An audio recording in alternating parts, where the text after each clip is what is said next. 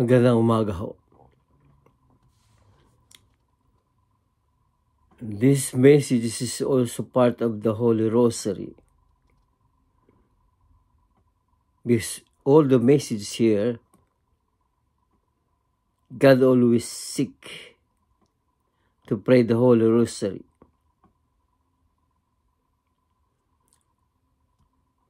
From the book True Life in God, May 31, 1988, Jesus, I am the Holy Rosary was well said. Thank you, Lord, that the Holy Mother for teaching me. I prayed the usual 3 prayers and the Holy Rosary, completing it this time. Devote your time these days upon the Holy Rosary. Yes, Lord. Lord, I've been reading Gabriel's home-bringing mission, but this does not mention Saint Mary or the Holy Rosary.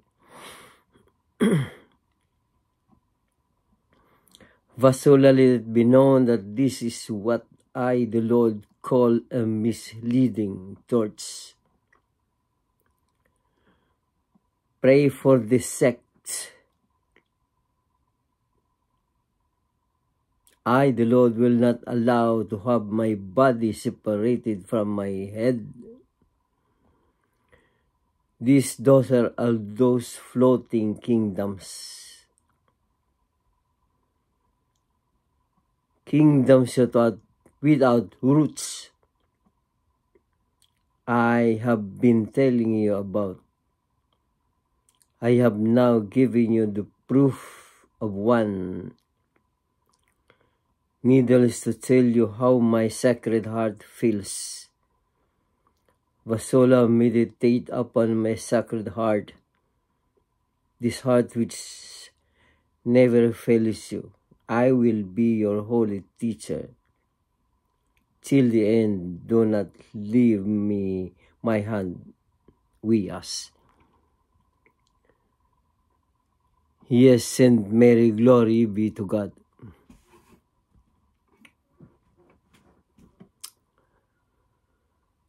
Ito no, sinasabi ko sa mga mensahe. Mensahe dito ay tungkol pa rin sa pagdadasal ng Holy Rosary. Lahat naman ho dito, lagi niya sinasabi na do not forget to pray the Holy Rosary. Because to get closer to God is to pray the Holy Rosary. And that is the truth. But ang nakakaantig ho dito ay yung sinasabi niyo rito, Basula, let it be known that this is what I, the Lord, call a misleading torch. Pray for the sect. Mga sekta ho. Iba-ibang sekta.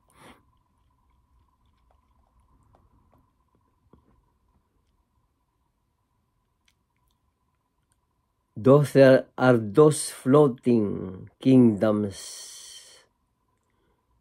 Kingdoms without roots. Mga kaharian ho. Floating kingdoms. Itong mga iba-ibang sekta. Iba-ibang mga pangalan, nagtatayo iba-ibang pangalan katulad ho ng, ayoko naman magbanggit mga pangalan, iba-ibang sekta. Iba-ibang organisasyon ho. Na yung sinasabi ng Panginoong Sikro, floating kingdoms. Na wala hong base. Wala hong matibay na haligi. Lumulutang lang ho yung mga yan. Yun ang ibig sabihin ng floating kingdoms without roots. Kumbaga sa isang tanim, sa isang puno, wala akong ugat. Dahil ang ugat na kanilang pinanggalingan ay ang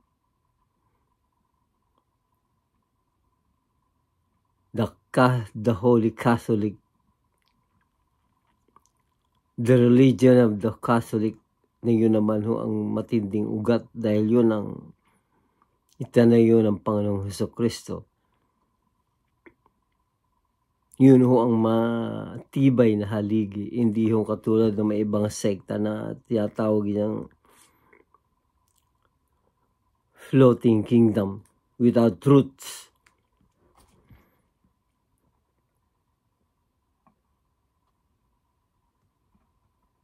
Hindi ba mabigat yun? Bakit ba marami pang umaanib dyan sa mga floating kingdom na yan, doon sa mga sekta, iba-ibang sekta? Dahil magaling magsalita. Ayun mga yan. Yung binabasa lang nila sa Biblia, yung mapapaniwala nila ang ibang tao na totoo sila. Ngunit marami yung silang iniiwanan doon sa Biblia na yung katulad ng The Holy Prayer. Nasa Biblia ho yan eh. Pray the Holy Rosary. Pray Our Father, Hail Mary, Glory be. Inaalis ho nila yan. Dahil wala ho sa turo nila yan. Kasi kung ituturo pa nila yan, magiging Katoliko na sila. Hihina ho ang kanilang samahan, ang kanilang pagiging floating kingdom without roots. Hindi ako nagsasabi yan, sinasabi, binabasa ko lang dito sa mensaheng ito. Daughters are those floating kingdoms without roots.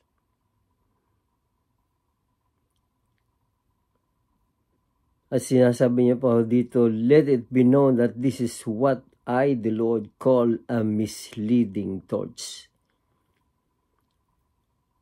Pray for those sects. Ipagdasal natin yung mga iba mga sekta na yan. Hindi naman ho sila makakaalis dyan eh. Dahil dyan ho sila kumikita. Dyan sila nagkakamal ng yun ho ang kinabubuhay nila eh.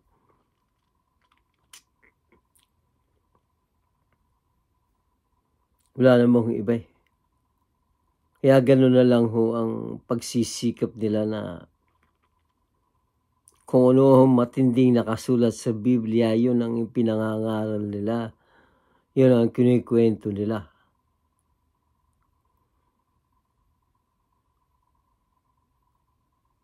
For Jesus Christ. For Amen. Nawawala ho na ang Birhen Maria. Na yun ang ina ng Diyos.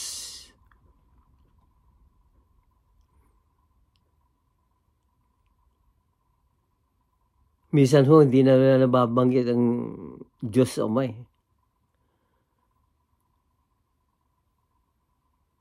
Madalang ho, puro Jesus Christ.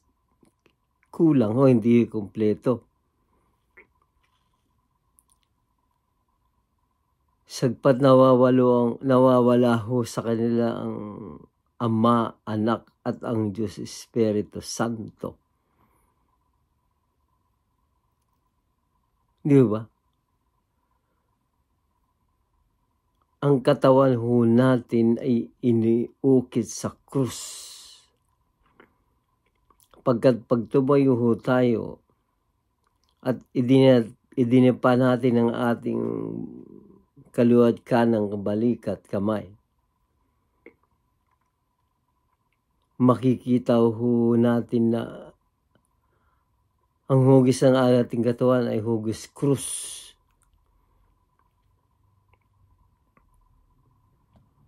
Yun ho ang kabuuan ng crucifix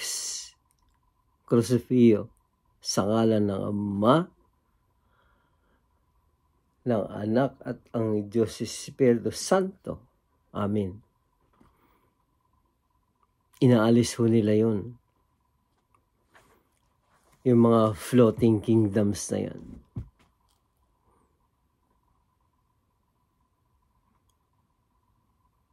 Kung sino man ho ang at sana ho masumpungan ho ninyo itong mensaheng ito sa aking channel, YouTube channel.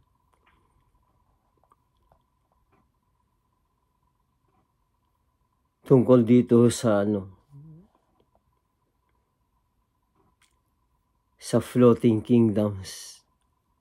Marami pa ho. Marami hong nakasulat dito tungkol doon sa iba-ibang sekta.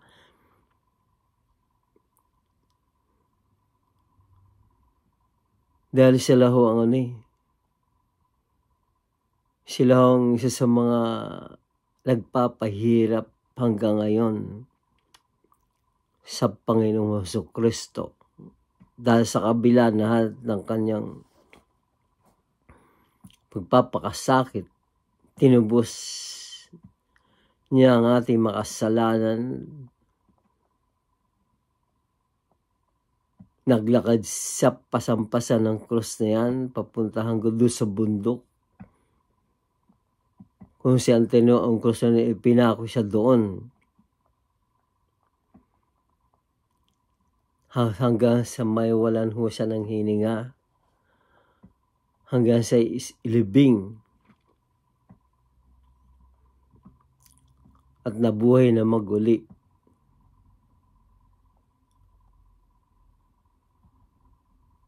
At sa kanyang pagkabuhay na maguli, dun niya palang ho itinatag ang The Holy Eucharist sa Catholic Church. At umakyat na ho siya sa kanyang kaharian ng Diyos Amang mapangyarihan sa lahat. At pagkatapos ng lahat ng kanyang pagpapakahirap, ang dami na ho naglabas sa mga iba-ibang sekta.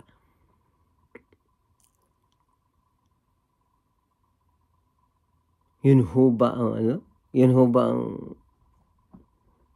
ganti nila sa pagpapakasakit ng Panginoong Jesucristo?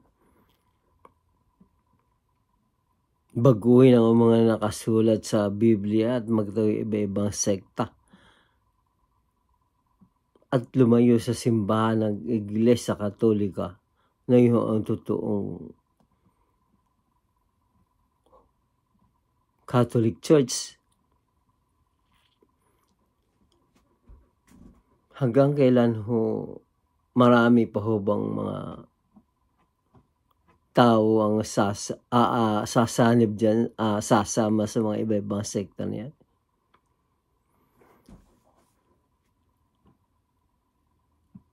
Itong mensaheng ito ay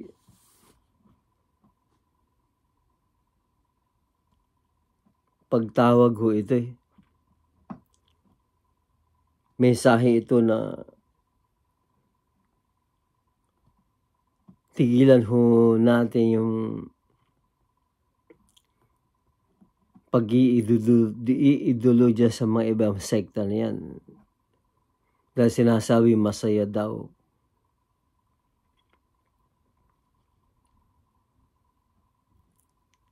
Nung nasa mundo ba ang Panginoon Hesus, nagpakasaya ho ba siya? Nagpasasabo siya ng kamunduan, kaligayahan? Hindi ho ba? Nangaral ng gamot, bumuhay ng patay. Wala ho siyang pagpapakasaya, puro kamunduan ang sinasabi. Dahil hindi yun ang kanyang misyon. Kaya itong mensaheng ito ay panawagan para sa ating lahat na kung sino man po magbabalak na sumaniw dyan sa ibang sekta na yan ay wag na ho. Dahil tayo ay lumalabag sa puso at kautusan ng Diyos ng Panginoon Jesucristo.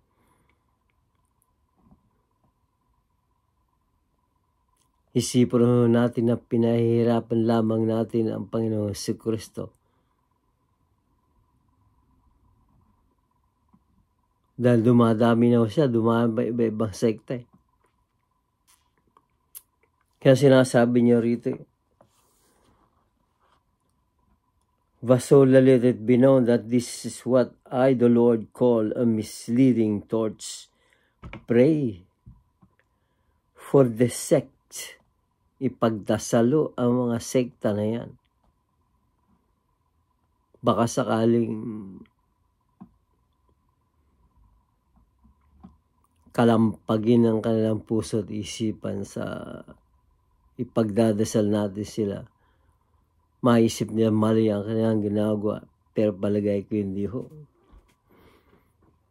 Diyan ho sila kumikita eh. Kamamatay na nila yan. Dahil iniisip sila yan tama eh.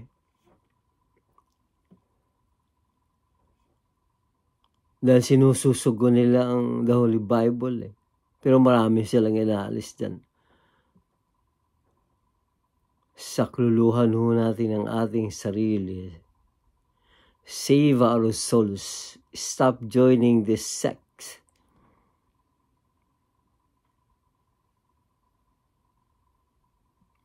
Let it be known that the second coming is very near. And the end of time is about to happen. Maraming salamat ho. Please, subscribe my channel on my YouTube channel to spread this message through life in God. At ito ho'y para sa inyo lahat. Gawin ho nating expression sa araw-araw na ating buhay. Maraming salamat to at magandang araw. Amen.